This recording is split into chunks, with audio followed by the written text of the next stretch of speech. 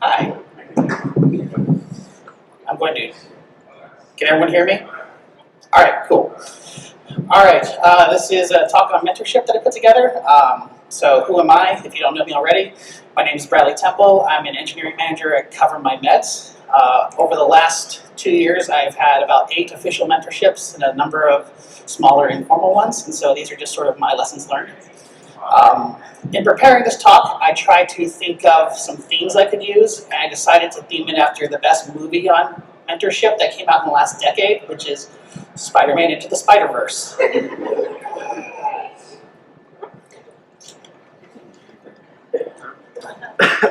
So, what are we going to cover today? So first off, why would you need a mentor in the first place? How do you find a mentor? What kinds of mentorship are there? How do you get to know your mentor? How do you set goals? A few tips and tricks, and then some parting thoughts. So, why do you need a mentor in the first place? Well, the research shows that mentees who are enrolled in a mentorship program experience a salary grade change about 25% of the time versus 5% of non-mentees. Mentees are promoted 5 times as often. They stay around companies longer, so if you're looking at your retention strategy, mentorship programs are the way to go. And then mentees are 70% more likely to achieve their goals than someone with no mentor. So, how do you find a mentor? Well, you're here, so that's a good start. You can start a Slack channel or a club at your company. What we do at Cover My Meds is it basically grew out of our Women in Healthcare IT organization inside the company. We distribute a survey and say, do you want to be mentored on technical skills or collaboration skills? And we ask the mentors, how many people are you willing to take and what do you want to teach? And we do that in about 3-month rotations. And then if there's no program in place, you can just make a direct or indirect ask, and we'll go over that in just a minute. If you're looking for a technology solution, I really like this app for Slack called Donut. Basically, you invite it to a room, and anyone in that room will get paired up every 2 weeks. And it's a great internal networking tool, and it can help expose you to people you might never come across in your organization normally. So meeting people and breaking the ice can expose you to people who can teach you or people who can learn from you. So once you notice someone you'd like to mentor you, how do you ask? The direct route goes something like this. Can I sit with you and watch you write specs so that I can get better at testing? Can you help me practice giving feedback? Can you listen to my presentation and let me know where I'm stumbling? This is where you all are mentoring me. Can you come to my meeting and see where I can improve? The benefits of asking directly is you put the cards on the table, no one is wondering what you're asking for, and you practice a little bit of boldness and bravery, which is a good skill to have. Your answer won't always be yes, but it's much more likely than if you don't ask at all. The risk of the direct ask is you're asking someone to make an investment in you, so don't ask for something you don't really care about. And then make sure you're not making a vague ask, because the more specific the thing you ask for, the better. Then the indirect ask is where you kind of pair up a compliment and curiosity. So you were really good at giving feedback. How do you do that? Your sprint planning meetings run so well. Ours are a mess. How did you get there? I wish I could write tests as well as you. How did you learn? For indirect ask, again, appreciation and curiosity. You invite the mentor to help you without making a big commitment. And you also can help them feel like they can actually help you. Imposter syndrome is a big thing with mentors. They don't really feel like they can help. From the mentor side, if you see potential in someone, then you can simply make an offer, accept a rejection, and leave the door open. I've had mentees come back to me a year later and ask if the offer was still on the table, and it was. So what kind of mentorships are there? These aren't official definitions. This is just based on my experience. So the first one is the professor. This is what I call it when the mentor is the expert and is acting as a trainer. This will be fairly rare because it's a big time commitment and it's also pretty hard. Not everyone is cut out to be a teacher. Even for an expert, many experts experience what I call expert blindness. So they can tell you what they do now, but they don't remember the 1,000 small steps and small mistakes they made to get there. And it can also be an uncomfortable thing to be good at something but don't know how you're good at it. So for the teacher, it's not that common, but in the right relationship, it can work really well. The more common one is the advisor. This largely represents what we're talking about tonight. An advisor acts as a coach. They will help you set goals. They'll keep you accountable. You'll brainstorm together. You'll answer questions where appropriate, and they'll try to help you stay accountable. They can also help you navigate the complicated process of growing a skill, but they are a coach and a guide, not a trainer. There's the friend. The friend is someone who doesn't necessarily have any expertise in your goal, but they'll cheer for you, help you stay accountable, and they'll act as a sounding board. You can do far worse than having someone who cares about you cheer you on while you're working on your stuff. And the last one is the mastermind group. So this is a small group of 3 or 4 people who get together every month or so and talk about what they're working on, what they're going for, brainstorm together, and things like that. And then they can give you feedback. So those are the 4 categories I use. So once you have established a relationship, how do you get to know your mentor? So this is a problem, especially with introverts, because you have just met this person, you want to learn from them, but you have a trouble understanding what you're even going to talk about for that first meeting. And so I've been experimenting with this experiment from the 90s, which is called the Experimental Generation of Interpersonal Closeness, which, like a product person, I have rebranded as my own idea called the Fast Friends Protocol. So this is 36 questions that were designed to create a vulnerability loop. You go through the questions, you take turns answering, and you get to know each other better and build a bedrock of trust. These start out pretty superficial, such as, would you like to be famous? In what way? And get pretty real, like when did you last cry in front of another person or by yourself? In my own experimentation, we did some surveys, pre and post, and we saw self-reported closeness go up by 20 to 30%, and trust go up by 10%. So, but why would you do this? The point is that you need to invite your mentor into your life enough to help you.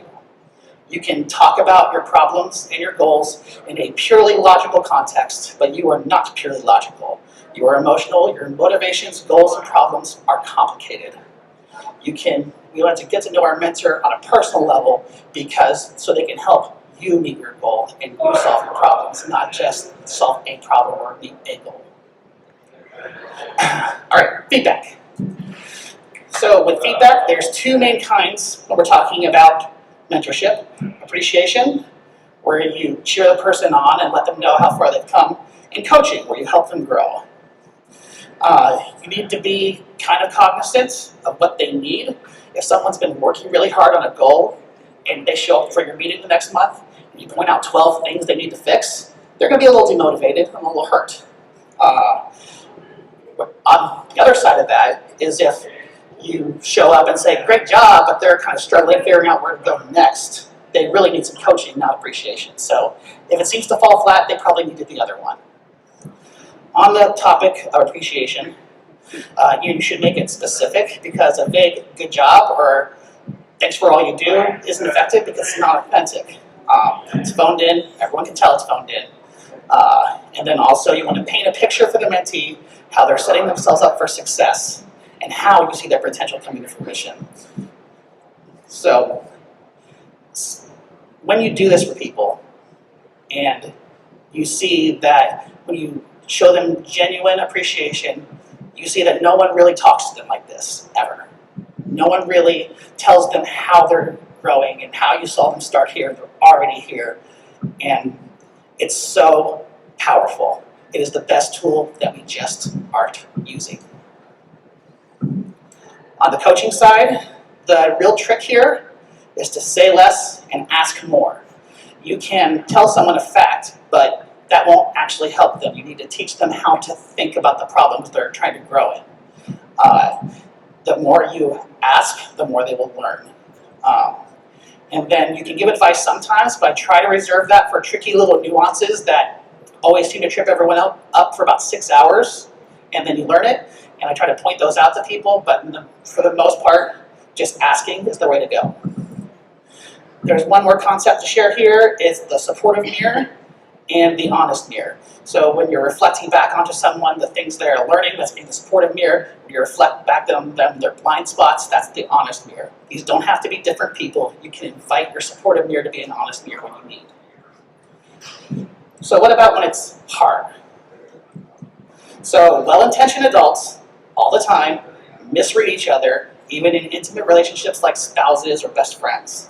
You'll get feedback that seems off base, and you're struggling to understand what they're really trying to tell you. And the truth is, most feedback givers agonize over it and are really scared of giving it. They're afraid of hurting your feelings. So they will try to boil it down to the simplest thing and get it over with as fast as they possibly can. So when that happens, when you're feeling a little hurt and you're wondering what they're trying to tell you, you can put that on the table for conversation. I don't understand your intention here. Can we talk about that? And once you start asking the questions about the feedback, they will often open up. And then there's the feedback that you just don't want to hear. So finish this sentence for yourself. I will listen to your feedback if. That's your feedback filter, and you should be cognizant of it. One more little detail is to avoid wrong spotting. This is where the mentor gives you some feedback and you zero in on the one tiny little detail that's wrong. And you say, that feedback was garbage, better luck next time, mentor. So just be aware that all feedback is projection. It's informed by the giver's bias, values, experience, and their implicit rules about the ways things should be done, which will be somewhat different than yours. You can always find something wrong with feedback, so don't wrong spot. And then if you're having trouble with the feedback, you can also ask, are you really open to the feedback? Because you think you might be, but you might not really. You might be sending this message out to people.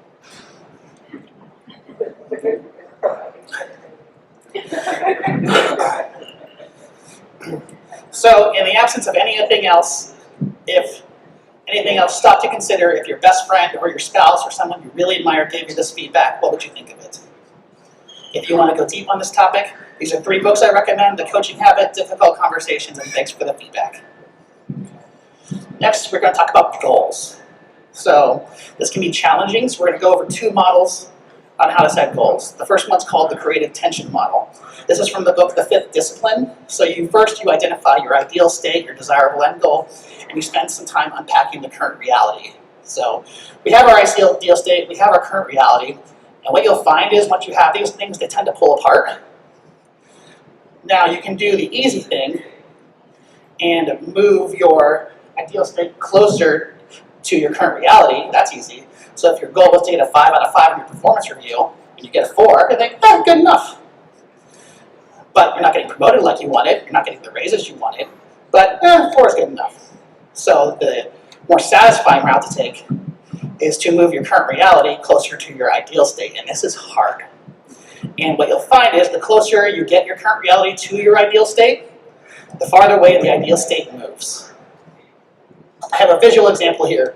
I'm going to put myself on the floor for you guys here. I have a long-term goal to release my own comic book. I've been working on it for 17 years.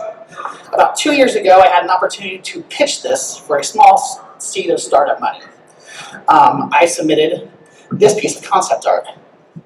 Now, this entire 15 years, I had been ignoring my mentors because any successful artist will tell you that you need to study life in order to abstract those details away into a stylized art style. But I was just cartooning, and that led to certain problems like the fact that this character doesn't have a rib cage.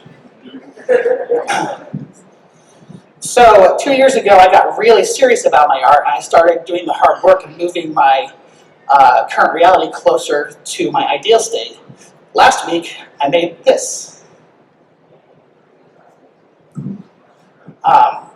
If you had asked me 2 years ago if that was my ideal state, I would have said yes. Today, I will tell you no, because now that I'm closer to it, I can see how much I still have to learn. The road just keeps going on, and I will keep walking it. So let's do some more concrete businessy examples. I want to be a manager, but I'm scared of having feedback conversations with people because I'm worried they will end up hating me. I will learn, I'm not talking about myself, of course. I want to learn to give good constructive feedback in a way that is useful and doesn't put me at odds with my direct reports. So as you work with your mentor, you might define some steps, like studying some models on giving feedback, because no one model works for every scenario. You can make a list of the feedback that worked well for you and highlight what made it really effective. You can make a list of feedback that didn't work and think about what was wrong with it. You can do a mock feedback session with your mentor, and then make a commitment to give direct feedback to at least 3 peers this month. Or I want to be a really effective developer, but right now my tests are really flaky, and I'm certainly lost on the whole TDD thing. In my ideal state, I'd be someone who you could count on for anything, but my tests are holding me back. I want to learn how to think about tests first, but it seems impossible. So you could identify a few TDD enthusiasts at your company and shadow them. You can look at some of the better test suites and make notes on how it works. You can read that book on testing that you're just never seeming to get to. And you can, we'll do at least one Codicado a week following a TDD methodology. One more. I want to be a household developer name like Tenderlove or DHH, but I'm scared to put my code out there on GitHub. I'm worried that it won't be good enough. So your mentor and you could look through the Rails issue log and find a beginner level issue. Get feedback from your mentor prior to opening the PR, so you got prepared for the code review. And then you can develop and give a talk at a few local meetups and submit the Refine Talk to Rails Conf, because household developers are people who go around and give lots of talks. The other model is called the GROW model. I'm not going to go through more examples, but it's basically you set a goal, desired endpoint, reality, where are you now? You identify your obstacles, make options for getting around them, and then define your tactical steps. All right, tips and tricks. What if this mentorship is just not working? So what we do at CMM is we have a stop date built in to our program. Basically, it runs for 3 months. At the end of 3 months, you stop. You have 3 meetings with your mentor. The first one, you set your goals and get to know each other, and then you check in and adapt your plan as you go along. If it's not working, it just stops, and you don't have to have that hard conversation. You can also have that conversation directly and try to work out and see why the mentorship isn't working. What do we do when the goal is met? You part as friends and keep in touch. I suggest letting the mentee be the one to ask to keep it going if they want. I have had several mentees who stopped needing me. I check in with them from time to time. They'll occasionally reach out to me for help with something. But parting as friends is really the best thing that can happen. I don't think I can be a mentor. I'm not experienced enough. So I want to remind you that the mentor is usually not a teacher. They're someone who cares about you and wants to help you. You probably have several people you look to for help and don't really think of them as a mentor, and you can do the same. Everybody has something to offer. And so I have a few closing thoughts, and really it's based around one question. What does the mentor get? And you might think nothing. I think everything. I had one mentee who left a job that was not working with no backup plan, and then hit the ground running and spent that entire time off of work learning. And we would check in every week, and then she got a job that works really well for her. I had one mentee who, when we first met, expressed that she was trying so hard to be a leader on her team, but it was falling flat. Her suggestions were ignored, and she just didn't know what to do.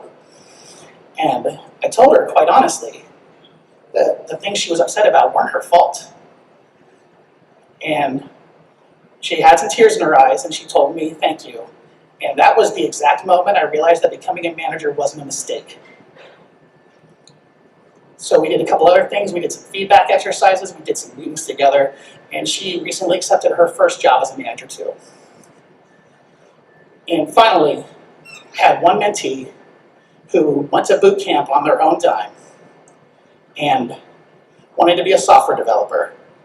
And we met, and I was playing a product owner role then, so I carved off little pieces of work that she could do in her free time. And after 9 months of showing up every week, we promoted her to a software developer. And the pride is one thing, but that has changed the whole conversation at our company about how we train developers. We have another person going through that right now who gets 25% of their week to train as a dev. And we're going to add 2 more people to that list next week. And then we are going to try to do 10 next year.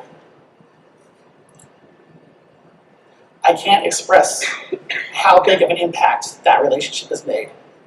She was my mentee, then my apprentice, for a while my employee, and last, best of all, she's my friend. So if you ask if I will give a little bit of my time to make an impact on another person's career, I will pay the cost every single time. So look around tonight at the mixer, see the potential, reach out your hand, and offer to help. Thank you.